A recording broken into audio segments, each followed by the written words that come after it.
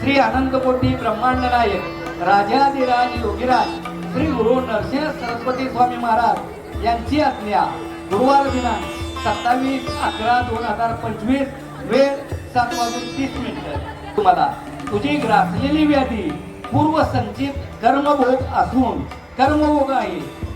व्याधीची तीव्रता अल्प केली असून काही कालावधीत नष्ट होईल.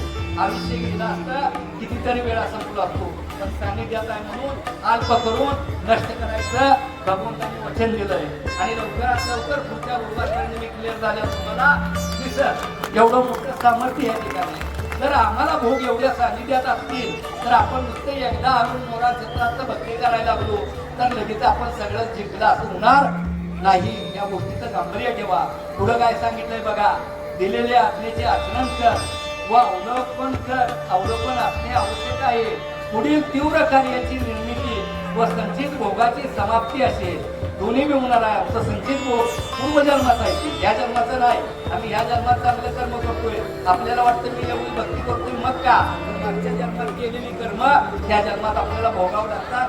तर भगवंतांनी आम्हाला सांगितलंय भक्ती तुम्हाला रत्नाईला स्वतःच्या चुकवलंय का.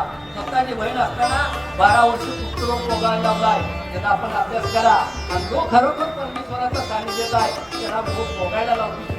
फक्त भूल देऊन भोगायला लावतो म्हणायला काय हरकत नाही.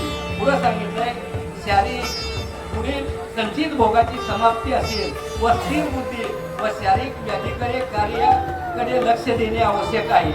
या क्षेत्रातील पुढील कार्य मोठे असून योग्यरित्या होत राहील.